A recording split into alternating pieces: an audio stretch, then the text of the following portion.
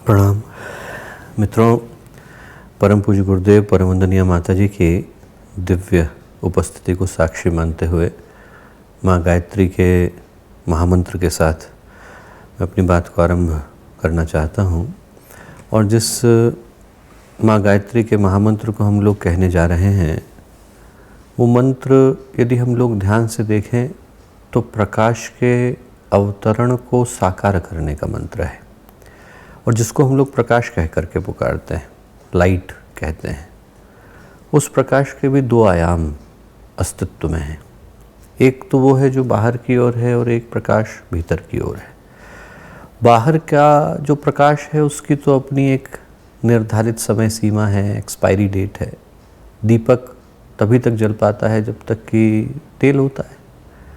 तेल चुकता है तो दीपक बुझता है। ट्यूबलाइट भी एक न एक दिन फूकी जाती है। यहाँ तक कि भगवान सूर्य भी जो पूरे सौर मंडल को प्रकाश देते हैं, वो भी एक न एक दिन ब्लैक होल में कन्वर्ट हो ही जाते हैं। पर जो अंदर का प्रकाश है वो अखंड है। एक बार प्रज्वलित हो जाए तो उस ज्योति को बुझा पाने की सामर्थ्य किसी में है नहीं। अंदर के प्रकाश को अखंड बनाए रखने का जो मंत्र है वो माँ गायत्री का मंत्र है। और आज की इन परिस्थितियों में उस गायत्री मंत्र की आवश्यकता पूरे सृष्टि के अस्तित्व को बचाए रखने के लिए सबसे ज़्यादा जरूरी हो जाती है। जिस तरह का अंधकार है और आज वो अनेकों के घरों में पीड़ा को लेकर, कष्ट को लेकर, संताप को लेकर, वेदना को लेकर के आया है। चाहे उसके लक्षण कुछ भी हों, माध्यम कुछ भी हो, पर कारण तो एक ही है कि हमारे अस्तित्व की जो जड़ें हैं उनमें अंधकार आ गया है। और उनको जब तक प्रकाश से निरस्त न किया जाए तब तक समस्या का समाधान संभव नहीं। एक बहुत ही प्यारी घटना मुझको स्मरण आती है, लोक कथाओं में है, किंवदंतियों में है, पर आज की परिस्थितियों के लिए वो कथा शायद बिल्कुल समीचीन है, सबसे ज़्यादा महत्वपूर्ण है। कथा जो है वो महाभारत के समय की है। महाभारत का अंत हुआ, युद्ध में पांडवों को विजय मिली।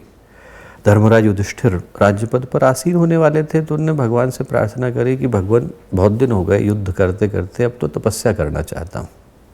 भगवान ने कहा कि युधिष्ठिर समय नहीं आया, कलयुग आने वाला है और ये आवश्यकता है समय की कि आप अभी राज्य पद पर आसीन होकर राज्य को स्थिर करो, क्योंकि कलयुग का प्रवेश किसी भी क्षण हो सकता है। तो पांचों पांडव बोले कि हम कैसे मान लें कलयुग आने वाला है। तो भगवान ने कहा कि एक काम करो, आप पांचों भाई 4 अलग अलग दिशाओं में जाओ। नकुल और सहदेव तो जुड़वा थे तो वो एक दिशा में गए, बाकी के सभी भाई अलग अलग दिशा में गए। उन्होंने कहा कि आप शाम को लौट करके आना और रिपोर्ट करना कि क्या देखा।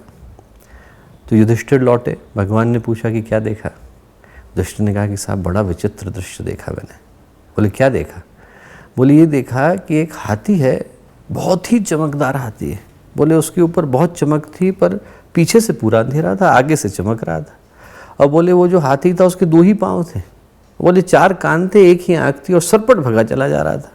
मुझे समझ में नहीं आया इसका क्या अर्थ है भगवान। तो भगवान कृष्ण बोले कि जो तुमने देखा युधिष्ठिर वो कलयुग को देखा। बोले कलयुग में समय ऐसा आएगा कि बाहर की चमक तो बहुत होगी, भीतर से अंधकार होगा। अब बोले उस समय में जो पुरुषार्थ चतुष्टय कहलाते हैं, धर्म अर्थ काम मोक्ष, बोले उसमें से 2 के पहिए चले जाएंगे। लोग धर्म को भूल जाएंगे, मोक्ष को भूल जाएंगे, सिर्फ अर्थ और काम याद रहेगा। और बोले उस समय में लोग सुने सुनाए पर भरोसा करेंगे, आंखों से देखने पे भरोसा नहीं करेंगे। इसलिए 4 कान हैं, आँखें एक, जो किसी ने कह दिया आदमी मानने को तैयार है। वो ऐसे व्यक्ति आपने मान लिया, अपनी ओर से देखा नहीं, सिर्फ आदमी सुने सुनाए पर भरोसा कर रहा है।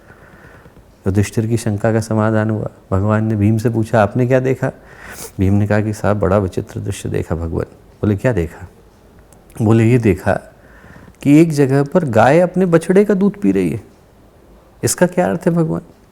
बोले इसका अर्थ यह है कि कलयुग का जब समय आएगा भीम, तो माता पिता अपने बच्चों को बेचने में भी संकोच नहीं करेंगे।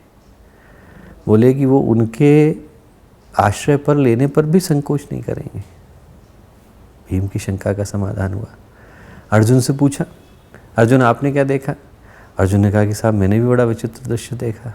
मैंने देखा कि एक मनुष्य का शव पड़ा है, गिद्ध नोच नोच करके खा रहे हैं और उन गिद्धों के पंखों पर वैदिक मंत्र लिखे हुए हैं। बोले मुझे अर्थ समझ में नहीं आया। भगवान बोले कि अर्जुन, जो आपने देखा वो कलयुग का दृश्य देखा। बोले आपने देखा तो ऐसा समय आएगा जब ऐसे लोग पैदा होंगे जो वैदिक मंत्रों को तो जानते होंगे, पौरोहित्य का कार्य भी करते होंगे, पर उनको मृतक भोज करने में संकोच नहीं होगा। मनुष्य का शव पड़ा हुआ है, उनको भोज करने की सूझेगी। अर्जुन की शंका का समाधान हुआ। नकुल से पूछा कि तुमने क्या देखा? नकुल बोले कि साहब मैंने बड़ा भगवान विचित्र दृश्य देखा। बोले मैंने देखा कि 2 छोटे छोटे कुंड हैं और उन कुंड में एक बीच का कुंड भी है। तो पहले कुंड का पानी भी दूसरे में जाना चाहिए, तीसरे का भी जाना चाहिए, पर पहले का सीधा तीसरे में चला जाता है, दूसरा सूखा रह जाता है, जबकि दोनों की नालियां जो है दूसरे वाले में ही खुलती है। ऐसा क्यों भगवान? भगवान बोले कि तुमने जो देखा वो बड़ा कलयुग का मर्म का दृश्य देखा। बोले कलयुग में जब समय आएगा तो प्रशासन और कोषाध्यक्ष, बोले ये दोनों को मिलकर प्रजा को उनका वत्सल होना चाहिए, उनका पोषण करना चाहिए, प्रजा का पोषण करना चाहिए। पर प्रशासन और कोषाध्यक्ष आपस में पैसा बांट लेंगे, प्रजा को कुछ नहीं मिलेगा। सरकार भी टैक्स लगा देगी, बैंक भी टैक्स लगा देगा, व्यक्ति के पास बचेगा नहीं। सहदेव से पूछा कि तुमने क्या देखा? सहदेव ने कहा कि भगवान मैंने तो बड़ा ही विचित्र दृश्य देखा। क्या देखा? बोले ये देखा कि एक पहाड़ है, पहाड़ के ऊपर से एक चट्टान सरपट भगी चली आ रही है। बहुत बड़ी चट्टान है और जब वो तेज़ी से भग रही है तो उसके गिरने के साथ साथ उसके साथ वृक्ष टूट रहे हैं, उसके साथ बहुत सारी चीज़ें टूटती चली आ रही हैं। और बिल्कुल जब वो नीचे खाई में गिरने को होती है तो एक सूखा तिनका आकर के उसको रोक लेता है। उस तिनके के सहारे पे वो चट्टान रुक जाती है। इसका क्या मर्म है? बोले सहदेव तुमने कलयुग का समाधान देखा। क्या समाधान देखा? बोले जो तुमने गिरते देखा वो धर्म को गिरते देखा। बोले जब कलयुग का समय आएगा तो धर्म बुरी तरह से धराशायी होगा और उसके साथ साथ बड़े बड़े वृक्ष गिरेंगे, अहिंसा जाएगी, अपरिग्रह जाएगा, अस्तेय जाएगा, न्याय जाएगा, सदाचार जाएगा। ये सारे के सारे जो धर्म के आश्रय पर खड़े होने वाले मानवता के गुण हैं वो सब धराशायी होंगे। बोले अंत में सिर्फ एक छोटा सा गायत्री का मंत्र उस धर्म को गिरने से रोकेगा। 9 शब्द का 24 अक्षर का मंत्र। बोले वो जो नाम का जप है, वो गायत्री मंत्र का जप है, वो कलयुग का आधार है। तुमने देखा कि जब अंधकार ज़्यादा होगा तो उस अंधकार को थामने की सामर्थ्य सिर्फ एक मंत्र के अंदर आएगी। और आज का समय वही समय है।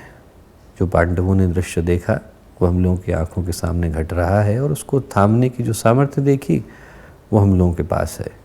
तो एक बार उसी माँ गायत्री के मंत्र का स्मरण करते हुए इस भाव के साथ कि हम लोग धर्म को संभाल पाने की सामर्थ्य को विकसित कर सकें और मानवता को एक नई दिशा, नई सोच दे पाने की सामर्थ्य विकसित कर सकें, इस भाव के साथ माँ गायत्री का महामंत्र साथ साथ ओम भूर्भुवः स्वाहा तत्सवितुर्वरेण्यं भर्गो देवस्य धीमहि धियो यो नः प्रचोदयात्।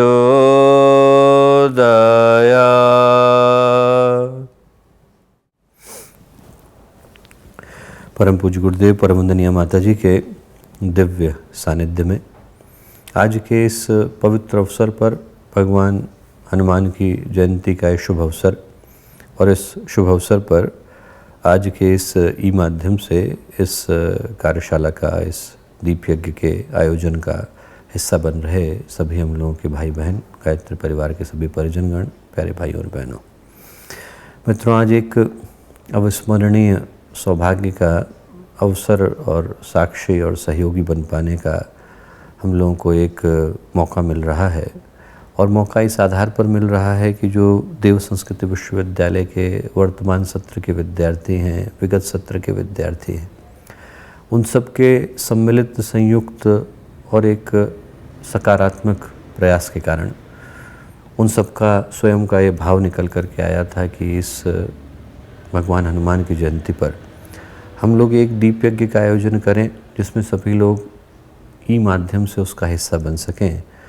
और उसके पीछे का उद्देश्य एक ही था कि आज की इन चुनौतीपूर्ण परिस्थितियों में, विषम परिस्थितियों में, सभी उन आत्माओं के लिए जो लोग कष्ट के दौर से गुजर रहे हैं, अनेकों ऐसे हैं जो इस संताप का शिकार हो चुके हैं, और अनेकों ऐसे हैं जिनके परिवारों में बहुत ही दुख का, कष्ट का वातावरण है।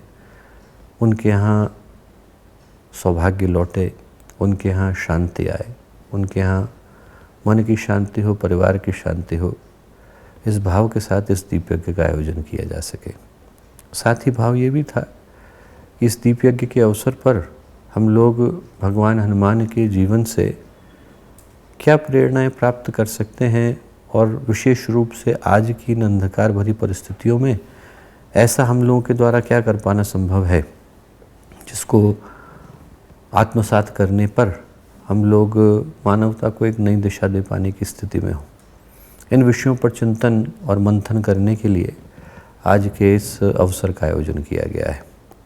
तो सबसे पहले तो भगवान हनुमान की जयंती के अवसर पर सभी को बहुत सारी शुभकामनाएं, मंगल कामनाएं हम लोग प्रदान करते हैं। जब हम लोग इस विषय में सोचते हैं दोस्तों कि भगवान हनुमान के जीवन से किन प्रेरणाओं को ग्रहण कर पाना हम लोगों के लिए संभव है, तो एक बार इस ओर दृष्टि दौड़ा लेनी उचित हो जाती है कि जो भगवान हनुमान का जीवन है वो शायद अकेला ऐसा जीवन है जिनको हम महापुरुषों की एक लंबी सूची में, लंबी श्रृंखला में अद्वितीय, अतुलनीय कह सकते हैं। जिस भी दिशा में भी हम लोग भगवान हनुमान के जीवन को उठा करके देखें तो उनके व्यक्तित्व के जितने भी आयाम हैं उसमें वो हिमालय पर, शिखर पर जाकर के विराजमान है। व्यक्तित्व के 3 ही आयाम हम लोग कहते हैं। एक तो कर्म का आयाम है, और यदि कर्म शिखर पर जाकर के उपस्थित होता है तो व्यक्ति के अंदर कर्तव्य निष्ठा आती है, कर्म निष्ठा आती है, निष्कामता आती है, निरहंकारिता आती है। और यदि भावनाएं हैं वो शिखर पर जाकर के उपस्थित होती हैं तो भक्ति में बदल जाती हैं, श्रद्धा, समर्पण, निरहंकारिता में बदल जाती हैं। तीसरा आयाम बुद्धि का है। बुद्धि यदि शिखर पर जाकर के उपस्थित होती है तो फिर ज्ञान में, प्रज्ञान में, विज्ञान में, बोध में, इनमें बदल जाती है। यदि हम भगवान हनुमान के जीवन को उठा करके देखते हैं तो शायद एक लंबी श्रृंखला में, जबकि भारत के अंदर महापुरुषों की कमी नहीं है, हर इतिहास का पन्ना अनेकों महापुरुषों के जीवन चरित्र, उनके व्यक्तित्व की विशालता के वर्णन से सराबोर है। और उस लंबी सूची में यदि हम भगवान हनुमान को देखते हैं तो ऐसा लगता है कि जैसे भगवान सूर्य का उदय हो गया। लगभग जीवन का हर आयाम शक्तिशाली होते हुए, बलवान होते हुए, जहाँ पर तुलसीदास जी उनके लिए लिखते हैं कि रामदूत अतुलित बलधामा, अंजनी पुत्र पवन सुत नामा। अतुलित बलधामा, अतुलित बल है, उनके बल की तुलना नहीं की जा सकती। तो एक अतुलनीय बल के स्वामी, शक्ति के स्वामी, और साथ साथ ज्ञान के स्वामी। भगवान कहते हैं उनके लिए कि जय हनुमान ज्ञान गुण सागर, जय कपीस तिहु लोक उजागर। तीनों लोकों के एक एक कण का बोध जिनको है, ऐसे ज्ञान वाले भगवान हनुमान, जिनके अंदर आप कर्तव्य निष्ठा को भी देखते हैं, जिनके अंदर आप बल को भी देखते हैं, शक्ति को भी देखते हैं, भक्ति को भी देखते हैं। और ऐसा अद्भुत सामंजस्य कहीं और देखने को नहीं मिलता, जहाँ पर व्यक्ति के पास बल भी हो और भक्ति भी हो। शक्ति के साथ भक्ति का सामंजस्य यदि कहीं पर देखने को मिलता है तो भगवान हनुमान के जीवन में देखने को मिलता है। और उनके जीवन से जितनी भी प्रेरणाएं प्राप्त की जाएं उतनी कम ही है।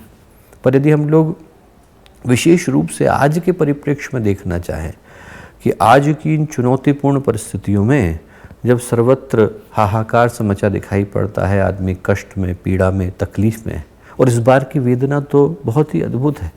और समयों में आदमी मदद करने के लिए आगे आना चाहता था, मदद करना चाहता था। आज की परिस्थितियां तो इतनी विषम हैं कि इस वैश्विक संक्रमण की परिस्थिति में अपने जो है अपनों का दाह संस्कार भी नहीं कर पा रहे हैं। व्यक्ति के घर में तकलीफ होती है, वो उनसे ढंग से मिल भी नहीं पाते, बात भी नहीं कर पाते। व्यक्ति अकेले में ही अपने आप में सिमट करके रह गया है। और ऐसी परिस्थितियों में हमारे द्वारा ऐसा क्या कार्य संपन्न हो सकता है जहाँ पर भगवान हनुमान के जीवन से प्रेरणा लेकर हम लोग समाज को एक नई दिशा दे पाने की स्थिति में हों। और ये जो पुकार है, आवाहन है, जो आज की आवाज़ है, वो सिर्फ देव संस्कृति विश्वविद्यालय के विद्यार्थियों के लिए नहीं है, बल्कि समस्त गायत्री परिजनों के लिए, उन सभी लोगों के लिए है जिनके हृदय में कहीं पर भी कुछ अच्छा करने का भाव है, और मैं समझता हूँ हर व्यक्ति के हृदय में भाव है। हर व्यक्ति अच्छा करना चाहता है, सिर्फ उसको एक दिशा देने की आवश्यकता है कि हम लोग किधर जाएं, क्या करें और कैसा करके समाज को एक नई दिशा दे पाने की स्थिति में हो। और उसके लिए भगवान हनुमान के जीवन से अनेकों प्रेरणाएं हैं जिसको कि हम लोग ग्रहण कर सकते हैं। जो पहली प्रेरणा, बल्कि यूँ कहूँ कि जो पहली अपेक्षा भगवान हनुमान की हम में से प्रत्येक के जीवन के प्रति रही होगी, वो शायद ये रही होगी कि हमारे अंदर का देवता जाग जाए। हमारे अंदर के देवता को जगाने का जो सूत्र है, संकेत है, वो भगवान हनुमान के जीवन में कदम कदम पर देखने को मिलता है। मनुष्य का जीवन हम लोगों को मिला है। जो इस आवाज़ को सुन पा रहे हैं वो मनुष्य हैं, जो बोल रहे हैं वो मनुष्य हैं, जो भी जिस भी माध्यम से इस घटना का हिस्सा बन रहे हैं वो सभी मनुष्य हैं। और हम लोग एक बात को स्पष्टता के साथ जानते हैं कि मनुष्य का जीवन सौभाग्य भी है, संभावना भी है।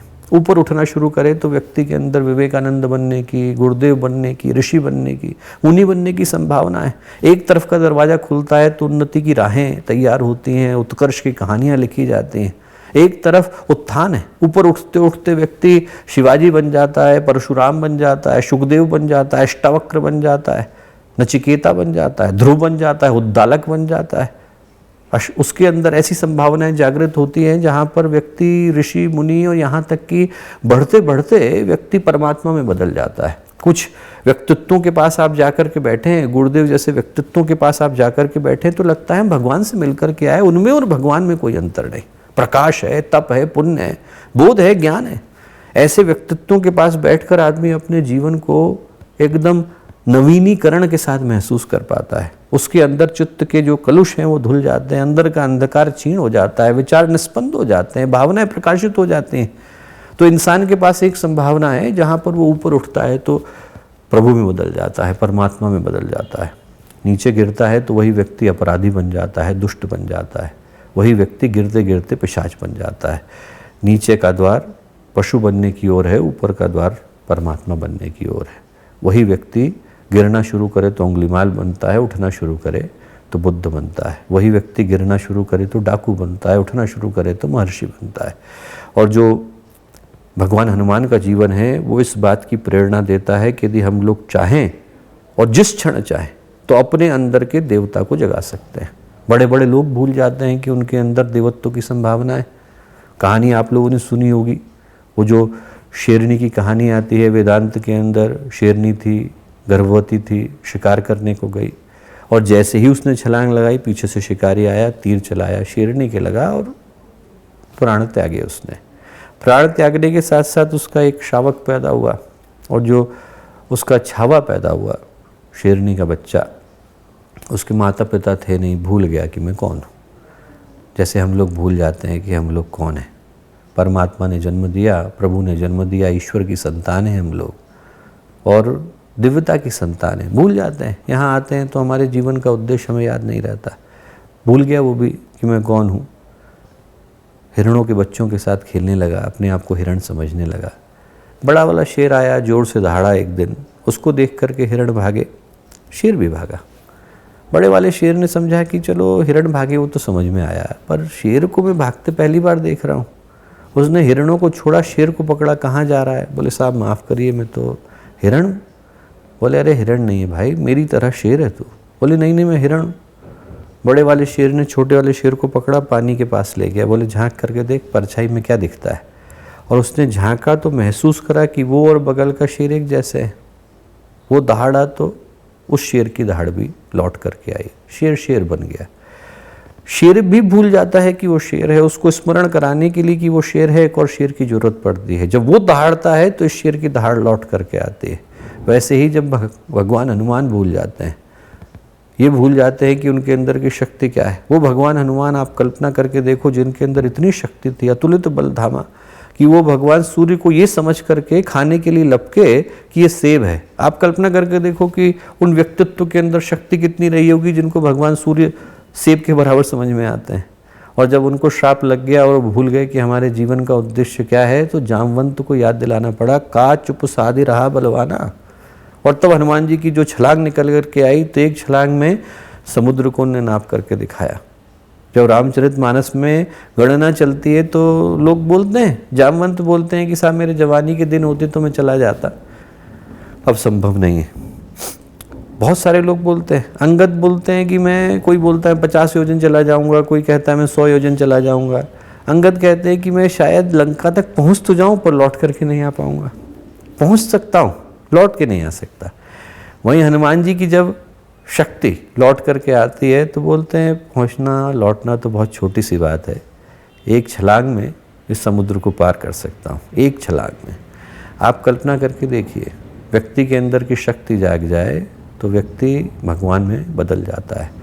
और जब भगवान गीता में देवताओं के गुण बताते हैं तो उसमें सबसे अंत में कहते हैं नम्रता, सबसे पहले कहते हैं अभय। देवत्व का जो पहला गुण है वो है अभय, निर्भयता। आज की परिस्थितियों में जो आवाज़ है वो यही है कि हमारे अंदर की शक्ति लौट के आए। परिस्थितियाँ कितनी भी विषम हो सकती हैं, पर यदि व्यक्ति मनस्थिति को विषमता के साथ त्याग करके बैठ जाता है, निराश होकर के बैठ जाता है, नकारात्मकता का शिकार हो जाता है, तो चीज़ें खराब हो जाती हैं दोस्तों। कितना भी सुंदर दृश्य हो, पर यदि आँख की झिल्ली जो है खराब हो जाए तो आदमी को दिखाई थोड़ी पड़ता है। कितना भी बढ़िया संगीत बज रहा हो और जो टिम्पेनिक मेम्ब्रेन है वो काम करने से मना कर दे तो संगीत का आनंद आता है क्या? कितना भी बढ़िया जिंदगी में अच्छा काम चल रहा हो, पर यदि आदमी के दृष्टिकोण के अंदर नकारात्मकता आ जाए तो चीज़ें खराब हो जाती हैं। दूध का जो स्वभाव है वो जहरीला थोड़ी है, पर दूध यदि सांप के मुंह में जाता है तो जहरी बन जाता है। वैसे ही यदि गंगा जी के अंदर आकर के जो है गंदा पानी गिरता है तो गंगा जल में बदल जाता है। तो हमारे लिए जो आज के समय में एक ही मंत्र भगवान हनुमान देते हैं वो ये देते हैं कि हम अपने अंदर की सकारात्मकता को जिंदा करें, सार्थकता को जिंदा करें, शक्ति को जिंदा करें, ताकत को जिंदा करें। आदमी के अंदर ताकत होती है, उसके अंदर शक्ति होती है, उसके अंदर सकारात्मकता होती है, उसके अंदर प्रकाश होता है, उसके अंदर बल होता है, तो फिर आदमी पत्थर भी उछालता है तो आसमान में छेद होता है। उसके अंदर इतनी ताकत आती है कि उसके संकल्प के आधार पर तूफानों के रुख बदल जाते हैं। और ये समय ऐसे ही हमारे अंदर की शक्ति को जगाने का है। आप कल्पना करके देखिए कि जब भगवान राम और भगवान लक्ष्मण को मूर्छा लग गई और सारे अंदर जो है सेना के अंदर खलबली मच गई कि अरे भगवानों को मूर्छा लग गई, अब क्या होगा। भगवान राम रो रहे थे, भगवान लक्ष्मण जो है मूर्छा में थे। ऐसे में संकट मोचक के रूप में कौन निकल करके आए? हनुमान निकल करके आए। हनुमान गए और वो वहाँ से संजीवनी को तो छोड़ दीजिए, पूरे पहाड़ को ही उठा करके लाए। ये समय हमारे भीतर के हनुमान के जागने का है। परिस्थितियाँ कितनी भी विषम हो, पर यदि आदमी की मनस्थिति बदल जाए तो आदमी परिस्थितियों को बदल पाने की ताकत रखता है। हम लोगों को अपने अंदर की शक्ति को जगाने की आवश्यकता है। आज का जो अंधकार है वो भगीरथों को पुकारने के लिए आया है कि आप जागो तो सही, आप अपनी तपस्या को पहचानो तो सही, आप अपने अंदर के पुण्य को पहचानो तो सही, आप अपने अंदर के प्रकाश को पहचानो तो सही। आवाज़ चाहे किसी के कान में जा रही हो, पर वो यही झकझोरने के लिए आई है कि आज की परिस्थितियों में हमें अपनी शक्ति को जमीन पर रखकर भूलने की आवश्यकता नहीं है। ये समय नवोन्मेष के साथ खड़े होने का है, पूरी ताकत के साथ, पूरी शक्ति के साथ जो बन पड़े वो करने का है। जब भगवान को लगा कि समुद्र पर पुल बनाने की आवश्यकता है तो जिसके पास जो ताकत थी वो आगे आया कि नहीं आया? किसी ने पत्थर उछाला तो किसी ने रेत ला करके दी। गिलहरी के पास इतनी ताकत थी कि वो रेत लेकर के आई, तो क्या हम रेत लेकर के नहीं आ सकते? इतना तो हम लोग कर ही सकते हैं कि जितनी भगवान ने शक्ति दी है, ताकत दी है, उतना हम आज के इस महायुद्ध को शांत करने के लिए अपनी आहुति दें। यही भगवान हनुमान हमें सिखाते हैं। किसी के अंदर शक्ति को छीन होने की आवश्यकता नहीं है। ये आवाज आपके कान में जाए, आप खड़े हो जाइए और आपको लगे कि जो हमसे बन पड़े वो हम करेंगे और करके दिखाइए। ये जो समय है वो भगवान हनुमान का इसी प्रार्थना का है। और भगवान हनुमान के जीवन से क्या प्रार्थना आती है, क्या संदेश आता है, क्या अपेक्षा आती है दोस्तों? दूसरी आती है देवत्व की। देवता उसको बोलते हैं जो देना जानते हैं। भगवान का नाम ही है संकट मोचक। संकट मोचक जो दूसरे के संकट को दूर करे, जो देना जानता है वो देवता बन जाता है। वो देवता थोड़ी है जो सीरियलों में दिखाते हैं कि बादलों के ऊपर बैठे हुए हैं, अप्सराओं का नृत्य देख रहे हैं। वो देवता नहीं है। देवता वो है जिनके शरीर तो हमारे जैसे हैं, पर उनकी भावनाएं बदल गई, चिंतन बदल गए, उनकी चेतना बदल गई, उनका व्यक्तित्व बदल गया, उनके दृष्टिकोण बदल गया। आदमी ऊंचा सोचता है, अच्छा करता है, उसकी भावनाएं अच्छी होती है।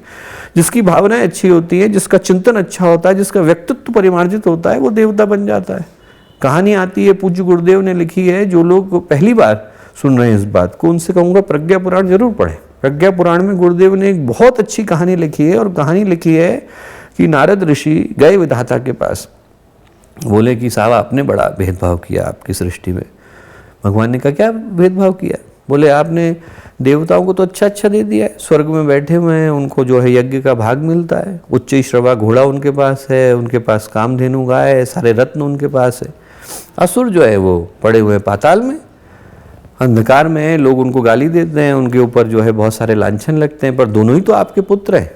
दिति से जो है दैत्य पैदा हुए और अदिति से आपके देवता पैदा हुए, फिर ये अंतर कैसे है? भगवान बोले कि साहब हमने कोई भेदभाव नहीं किया, आदमी को कर्म के अनुसार मिलता है। बोले यदि जन्म के अनुसार मिलता तो रावण तो विश्रवा का जो है वंशज था, बोले उसको ऋषि पुत्र होने के नाते ज़्यादा पवित्र होना चाहिए था, वो तो राक्षस बन गया। और बोले कि जो बलि थे, प्रहलाद थे, विरोचन थे, तो दानवों के कुल में पैदा हुए थे, सारे के सारे जो है वो भगवान के भक्त कहलाए, इन सबको देवताओं से भी ज़्यादा सम्मान मिलता है। बोले कर्म से तय होता है। बोले मैं आपको परीक्षा करके बताता हूँ। विधाता बोले देवर्षि आप एक काम करिए, सबको बुलाइए खाना खाने पे, शाम को अच्छा सा खाना खाएंगे। बोले ठीक।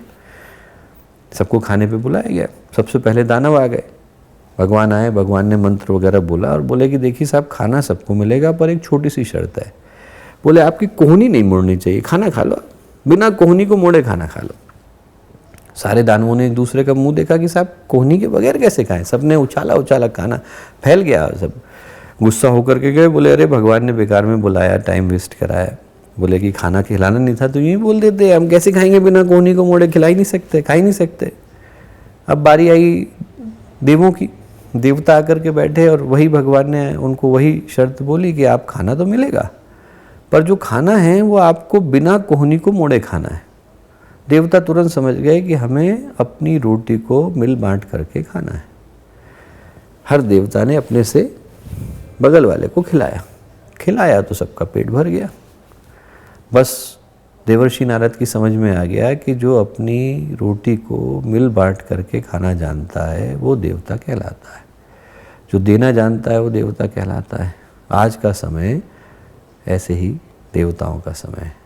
भगवान यही तो कह रहे हैं कि आज के समय में न जाने कितने लोग कष्ट में, हम लोगों को बस अपना खाना इसी तरह से खिलाना है, एक और दूसरे का पेट भर जाए, एक और व्यक्ति के रखवाले हम लोग बन जाएं, ये आज का समय कह रहा है। और कितने लोग हैं गायत्री परिवार के जो अद्भुत उदाहरण के रूप में सामने आए। अपने लखनऊ के फौजी ढाबा वाले भाई साहब हैं, वो गायत्री परिवार के सक्रिय कार्यकर्ता। जैसे ही उनको पता चला कि आज की परिस्थितियों में दिक्कत आ रही है, फिर से ऐसी परिस्थितियां हैं, अनेकों घर ऐसे हैं जहां पर कोविड के कारण पूरा का पूरा परिवार एडमिटेड है, घर में एक या दो लोग हैं, उनके भोजन की देखभाल करने वाला कोई नहीं है। उन्होंने अपना ढाबा बंद किया, ढाबे के सारे लोगों को लगाया, आसपास के सारे गायत्री परिजन आते हैं, रोज हजारों लोगों का भोजन बनाते हैं और लोगों के घर में छोड़ करके आते हैं। ये क्या है? ये आज के देवता है दोस्तों, ये आज के देवता है। ये क्या है? बांटना जानते हैं। ये लोगों की समझ में आ गया कि कोरोना का इलाज तो डॉक्टर करेंगे पर करुणा हमारे हाथ में। हम लोग करुणा तो दिखा सकते हैं, हम लोग बांटना तो कर सकते हैं। ये हमारे हाथ में है, हमारे हाथ में है कि हम एक भूखे व्यक्ति को भोजन दे सकते हैं। भगवान हनुमान कहते हैं कि आप ये बांटना सीखो, संकट मोचक आपको बनना है, दूसरे के संकट को दूर करना आप सीखो। और भगवान क्या कहते हैं? भगवान कहते हैं कि भाई आदमी के पास यदि खाना नहीं हो बांटने को तो और चीज़ें हैं जो आदमी दे सकता है। तुकाराम की कहानी आती है। संत तुकाराम थे, छोटी सी झोपड़ी में रहते थे, छोटी सी झोपड़ी में रहते थे। भगवान विष्णु गए, भगवान शिव गए परीक्षा लेने के लिए। भगवान विष्णु ने दरवाज़ा खटखटाया, अंदर आ जाए। उन्होंने कहा आ जाइए साहब, पर हमारी झोपड़ी तो बहुत छोटी है, इसमें तो एक आदमी लेट सकता है, दो बैठ सकते हैं।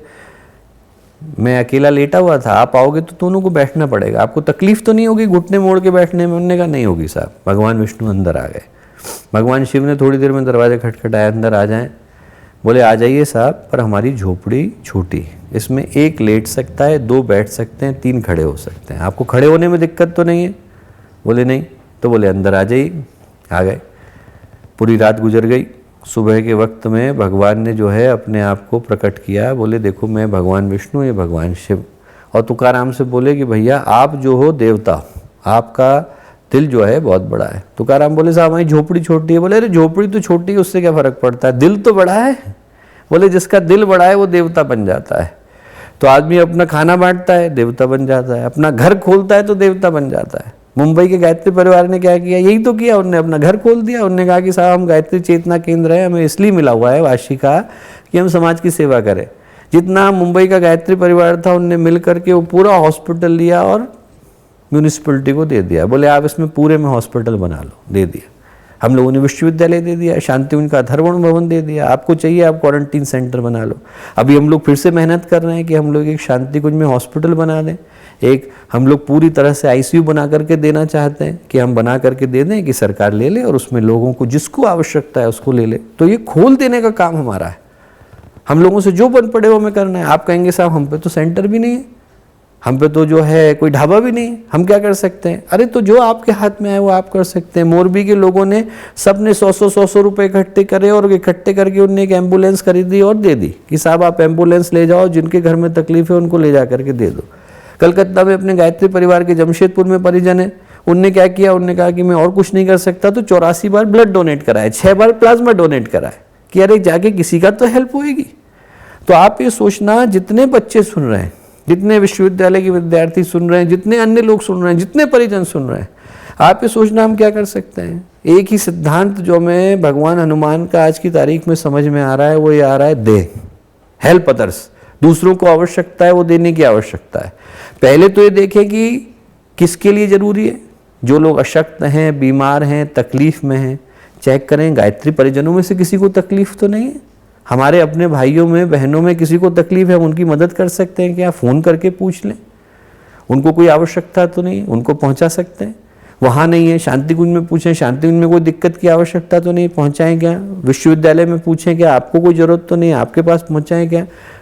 बाकी जगह पे पूछें, किसी को कोई ज़रूरत है वहाँ पर हम लोग क्या पहुँचा सकते हैं। जितना हमसे बन पड़े उतना हम लोग कर सकते हैं दोस्तों। और ये कर सकते हैं कि आदमी को मदद पहुंचा सकते हैं, सहायता पहुंचा सकते हैं। और कुछ नहीं कर सकते तो लोगों को धन्यवाद दे सकते हैं।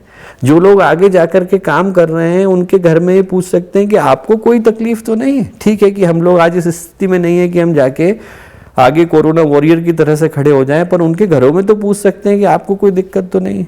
लोगों के घरों में ज़रूरत की चीज़ों की आवश्यकता है, दवाई की आवश्यकता है, ये सारी चीज़ें हैं।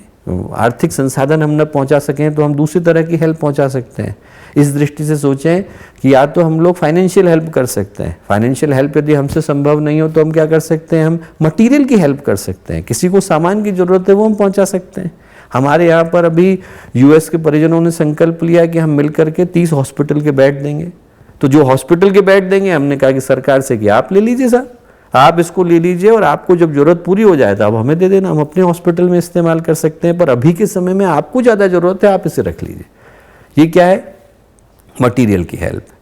और जिनसे मटेरियल की हेल्प संभव नहीं वो साइकोलॉजिकल हेल्प कर सकते हैं। ऐसे बहुत से लोग हैं जिनको तकलीफ में उनके घरों में फ़ोन करके, काउंसलिंग करके, उनको सही डायरेक्शन दे के, गाइडेंस दे के, उनके दिल के भावों को साझा करके भी तो हेल्प कर सकते हैं। और वो भी संभव न हो तो हम प्रार्थना कर सकते हैं। आदमी के पास आध्यात्मिक उपचार हमेशा संभव है। व्यक्ति फाइनेंशियल हेल्प कर सकता है, मटेरियल की कर सकता है, स्पिरिचुअल कर सकता है, साइकोलॉजिकल कर सकता है। तो जो भगवान हनुमान दूसरी प्रेरणा देते हैं दोस्तों, वो ये देते हैं कि इस कठिनाई के समय में हम लोग देवता की तरह से आगे आए, देवता के रूप में बलवान बन के आए, निराश नहीं हो, नकारात्मकता को अपने पास फटकने न दें, ऐसी चीज़ को अपने पास न आने दें जिनसे हमारे जीवन की ऊर्जा गलत दिशा में जाती हो। हमें अच्छी दिशा में जाना है। हम बाकी जगहों पे हमारे को हर दृष्टि से पॉजिटिव रहने की आवश्यकता है। आदमी जो है अपने मन को पॉजिटिव रखे, चिंतन को पॉजिटिव रखे, भावनाओं को पॉजिटिव रखे और जो है बांटने के भाव को विकसित करें। और क्या कर सकते हैं? और भगवान हमें क्या प्रेरणा देते हैं? और भगवान दोस्तों हमें जवान बनने की प्रेरणा देते हैं। गुरुदेव बहुत अच्छा उदाहरण देते थे। गुरुदेव कहते थे जवान वो होता है जो वर्तमान में रहता है, जो आज के समय का उपयोग करता है। गुरुदेव ने कहा बच्चे वो हैं जो भविष्य की सोच रहे हैं, अरे कल क्या होएगा, फिर प्लानिंग बनाने में लगे हैं, सपने देख रहे हैं। जो ख्यालों में उलझे हुए हैं, गुरुदेव बोले वो बच्चे हैं।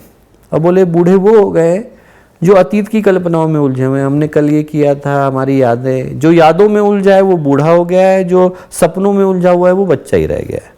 और बोले जो आज में है, वर्तमान में है और आज के समय का बेहतर उपयोग करना जानता है वो जवान है। तो हमें दोस्तों आज के समय का बेहतर उपयोग करना है। इस समय का हम बेहतर उपयोग कर सकते हैं यदि हम लोग एक तो अपने स्वास्थ्य को बनाने के लिए सामाजिक अनुशासन, सामाजिक नियम, इन सब का पालन करते हुए गुरुदेव इतनी अच्छी परंपराएं दे करके गए हैं। स्वस्थ रहने के लिए योग है, आयुर्वेद है, स्वस्थ आहार है, स्वच्छ व्रत है, इन सब का पालन करते हुए अपनी दिनचर्या को संतुलित करने का सही समय है। एकदम जैसे शांति कुंज की दिनचर्या चलती है, आप इस समय शांति कुंज नहीं आ पा रहे, आप अपने मन को, अपने चिंतन को शांति कुंज के हिसाब से सेट कर लीजिए। उठने का समय वही रखेंगे, बाद में गुरुदेव की आवाज़ में ध्यान को सुनेंगे, गुरुदेव की अमृतवाणी को सुनेंगे, स्वाध्याय के साथ शुरू करेंगे, उपासना के साथ शुरू करेंगे, दिनचर्या सही कर लीजिए। ये सोचिए कि इस समय में हम लोग अपने आप को ज़्यादा से ज़्यादा व्यस्त कैसे रख सकते हैं। गुरुदेव ने कहा भी ये व्यस्त रहें, मस्त रहें। जो आज के समय में अपने आप को सबसे ज़्यादा व्यस्त रख सकता है उतना ज़्यादा मस्त हो सकता है। उपयोगी जो करेगा वो उपयोगी सोचेगा, जो अच्छा करेगा वो अच्छा सोचेगा। आदमी जो है अपने समय का बेहतर से बेहतर उपयोग करे तो चीज़ों का अच्छा निर्णय निकल करके आता है। बिना परिश्रम के तो कुछ मिलता नहीं। संस्कृत में एक बड़ा अच्छा श्लोक आता है कि भाई फल है पेड़ पर, तोड़ोगे तो मिलेगा। फल तो है पर तोड़ो तो मिलेगा। बोले अन्न है धरती के अंदर पर जोतो तो मिलेगा। बोले रत्न है खदान के अंदर पर खोदो तो मिलेगा। तो खोदना तो पड़ेगा, जोतना तो पड़ेगा, तोड़ना तो पड़ेगा। आदमी को उतनी मेहनत तो करनी पड़ेगी। वो जो उतनी मेहनत कर पाने की सामर्थ्य रखता है दोस्तों, वो जवान बन जाता है। इस समय जवान की दृष्टि से ये बनने का है कि हम अपने चिंतन को बिल्कुल पॉजिटिव रखें, अपने समय का बेहतर से बेहतर उपयोग करें। वो सारी चीज़ें जो हमें लगता है कि शारीरिक विकास के लिए, मानसिक विकास के लिए, आध्यात्मिक विकास के लिए, गुरुदेव की पुस्तकों का स्वाध्याय करने के लिए, आने वाले भविष्य की सही प्लानिंग बनाने के लिए आवश्यक थी, वो बनाने का ये सही समय है। हमें लगता है कि साहब हम ये कर सकते थे, नई भाषा सीखना चाहते थे, सीख लीजिए। आपको लगता है कि कोई नया प्रोग्राम सीखने की आवश्यकता है, सीख लीजिए। जो आपसे बन पड़े वो आप अपने व्यक्तित्व के विकास के लिए इस समय में अपने समय का बेहतर उपयोग कर सकते हैं। वैसे भी गया हुआ रुपया एक बार वापस मिल जाता है, गया हुआ समय वापस नहीं मिलता। आदमी के पास सारा धन ही चला जाए कोई दिक्कत नहीं, दोबारा आ जाएगा। पर यदि समय चला गया तो आदमी दोबारा नहीं ला पाता। अंग्रेजी में एक बड़ी अच्छी कहावत आती है कि you waste time in 4 ways। आप जो है अपने समय को 4 तरीके से गंवाते हैं। कैसे? फर्स्ट, बाय डूइंग नथिंग, कुछ नहीं कर रहे हैं, खाली बैठे हुए हैं, गया। दूसरा, by doing something that does not need to be done, ऐसा काम करने में जिसको करना ही नहीं था, उसको करने में आदमी ने समय गुजार दिया अपना। या फिर bye doing something that was wrongly done, जो करना था उस तरीके से न करके आदमी ने गलत तरीके से किया। And bye doing something at the wrong time, जिस समय करना था तब नहीं किया और जब चला गया उस समय आदमी कर रहा है। तो आदमी ये सोचे कि इस समय हम समय का बेहतर से बेहतर उपयोग क्या कर सकते हैं। भगवान हनुमान प्रेरणा देते हैं कि हमारे अंदर बल आए, शक्ति आए। का चुप साधि रहा बलवाना। आप में से प्रत्येक व्यक्ति ये सोचे कि इस समय में हमारे अंदर का बलवान कैसे जाग सकता है। सोने की आवश्यकता नहीं, आप सबके सब अंगारे हैं। अंगारों के ऊपर राख चढ़ जाती है तो वो थोड़ा मध्यम हो जाता है। भगवान सूर्य के सामने भी बादल आ जाते हैं तो रोशनी नहीं आती, पर बादल के अंदर ताकत नहीं है कि सूर्य के प्रकाश को रोक सके। आप यही सोचना कि जो आज की परिस्थितियाँ हैं बादल की तरह से हम छांट देंगे। भगवान सूर्य हम लोग अपने अंदर के प्रकाश को पैदा करेंगे और दुनिया में दोबारा से उजाले को लेकर के लौटाएंगे। तो पहला काम है हमारा बल जागे। दूसरा काम है कि हम लोगों को इस समय में संकट मोचक के रूप में उनकी मदद कैसे कर सकते हैं। तीसरा काम है कि हम अपने समय का बेहतर उपयोग कैसे कर सकते हैं। और भगवान हमें जो अंतिम बात सिखाते हैं, जो आज के समय की प्रेरणा है दोस्तों, वो ये है कि एक अद्भुत भक्ति सिखाते हैं। भगवान सिखाते हैं कि व्यक्ति ईश्वर परायण होकर, ईश्वर निष्ठ होकर भगवान के ऊपर पूर्ण भरोसा करके जीवन को कैसे जी सकता है। महर्षि रमण ने एक बहुत ही प्यारी बात कही है। उन्होंने कहा कि जो दुनिया की जितनी साधनाएं हैं उनका निष्कर्ष एक ही है कि व्यक्ति अपने आप को ईश्वर के प्रति, गुरु के प्रति पूर्ण रूपेण समर्पित कैसे कर सकता है। और जो कर सकता है उसका स्थान सर्वोपरि हो जाता है। इसीलिए राम दरबार में परिवार का हिस्सा न होते हुए भी हनुमान जी को सबसे आदर का स्थान मिलता है। क्यों? भक्ति के कारण, समर्पण के कारण। कहानी आती है और कहानी ये आती है कि लक्ष्मण जी ने पूछा भगवान राम से, उन्होंने कहा कि साहब इतने अच्छे अच्छे आपके भक्त हैं, शबरी हैं, केवट हैं, जटायु हैं, बड़े बड़े भक्त हैं, नल नील हैं।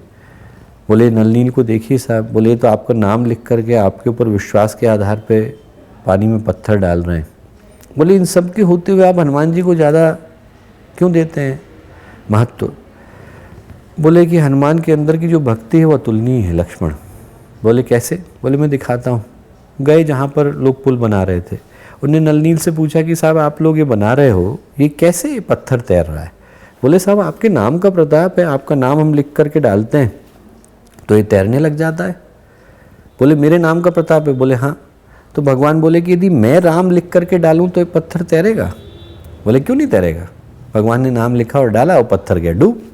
बोले अरे साहब डूब गया, नल नील को लगा कि तो हमारे कारण था, हम बेकार के कह रहे थे कि भगवान के कारण। नल नील को लगा कि हम तैरा रहे थे पत्थर को। उनने हनुमान जी से पूछा कि हनुमान आप क्या कहते हैं? हनुमान बोले कि साहब आपके नाम में इतना प्रताप है कि हमारे जैसे तुच्छ लोग भी जब आपका नाम लेकर के पत्थर पे डालते हैं और उसको पानी पे फेंकते हैं तो वो तैर जाता है। बोले पर मैंने डाला और डूब गया। बोले हाँ भगवान है साहब। बोले आप यदि किसी को त्याग देंगे तो उसको उबार पाने की सामर्थ्य तो समुद्र में भी नहीं है। इतना विश्वास व्यक्ति के पास होना चाहिए। तुलसीदास जी लिखते हैं रामचरितमानस में कि जब भगवान की हनुमान जी की तारीफ करते हैं तो लिखते हैं राम माथ मुकुट राम, राम सिर नयन राम। माथे पर भी राम है, मुकुट पर भी राम है, सिर पर भी राम है, नयन पर भी राम। राम कान नाक राम, ठोड़ी राम नाम है। बोले हर जगह पर तो राम नाम है भगवान के। बोले राम मन वचन राम, मन में भी राम है, वचन में भी राम है। राम धर्म कर्म राम, धर्म भी उनका राम ही है और कर्म भी राम ही है। मारुति के रोम रोम व्यापक राम नाम है। बोले भगवान के रोम रोम में और कण कण में वही रामचंद्र जी हैं। बस ऐसे ही हमारे को गुरुदेव के प्रति हो जाने की आवश्यकता है। रोम रोम में कण कण में वही उन्हीं की आवाज़ हो, उन्हीं की अमृतवाणी जाए, गुरुदेव हो, माता जी हो, इनका चिंतन जो है इतना लबालब भर जाए कि इसके अलावा ना हमारे मन से कुछ निकले, वचन से कुछ निकले। और इस भावना के साथ इस समय में हमारी गायत्री की उपासना चले तो वातावरण के अंधकार को तोड़ पाने की सामर्थ्य हम निश्चित रूप से रखते हैं। आप में से प्रत्येक व्यक्ति जीवंत जागृत देवतुल्य आत्मा है। ये समय हमारे अंदर के देवता के जागने का है। भगवान हनुमान आज जो है पुकार पुकार करके कहते हैं कि का चुप साधी रहा बलवाना। आप लोगों के अंदर के बलवान को जागने की आवश्यकता है। ऐसे बलवान को जागने की आवश्यकता है जिसके चिंतन में सकारात्मकता हो, जिसके अंदर इस परिस्थिति से जूझने का बल हो, शक्ति हो, भक्ति हो, ज्ञान हो, विज्ञान हो। उसके अंदर इतना गुरुदेव माता जी के ऊपर भरोसा हो कि हम कितने भी विषम परिस्थितियाँ हैं, विषम परिस्थितियाँ हैं सभी जानते हैं, पर हमारी जो मनस्थिति है वो हम ही जानते हैं। और हमारी मनस्थिति को सुदृढ़ बनाकर, सशक्त बनाकर, सार्थक बनाकर, सकारात्मक बनाकर, समर्पित बनाकर इन्हीं तूफान से भरी परिस्थितियों के मध्य में से हम लोग नई राहों को लौटा करके लाएंगे, ऐसा हमारा विश्वास है और दृढ़ विश्वास है। आज यही एक छोटा सा संदेश अपने सभी भाई बहनों के लिए है कि इन चुनौतीपूर्ण परिस्थितियों में जहाँ पर अनेकों लोग, अनेकों भाई, अनेकों बहन कष्ट के दौर से गुजर रहे हैं और उनके सबके साथ हम लोगों की भावनाएं अहर्निश लगी हुई हैं, उन्हीं भावनाओं के साथ साथ एक संकल्प हम लोग ले रहे हैं कि आज की इन परिस्थितियों को सार्थक, सकारात्मक और साधनात्मक बनाने के लिए जितना हमसे बन पड़ेगा उतना हम करेंगे, अहर्निश करेंगे, अनवरत करेंगे और करते करते कभी थकेंगे नहीं। सभी को बहुत सारी शुभकामनाएं, बहुत सारी मंगल कामनाएं। अंधकार है, अंधकार को चुनौती है कि वो पूरी तरह से अपने प्रहार को कर सकता है, पर प्रकाश के पास सामर्थ्य हमेशा इतनी होती है कि वो अंधकार को चीर करके रास्ता बनाता है। जितना भरोसा अंधकार को नकारात्मकता पर है उतना ही भरोसा हम लोगों को गुरुदेव और माता जी पर है। आज की परिस्थितियों में यही सार्थकता, यही सकारात्मकता नए विश्वास को जन्म दे, नई संभावनाओं को जन्म दे। ऐसी शुभकामनाएं, ऐसी मंगल कामनाएं। हमारे YouTube चैनल शांति कुंज वीडियो गायत्री परिवार को सब्सक्राइब करें एवं बेल आइकन जरूर दबाएं ताकि गायत्री परिवार की विभिन्न गतिविधियों की जानकारी आपको मिलती रहे।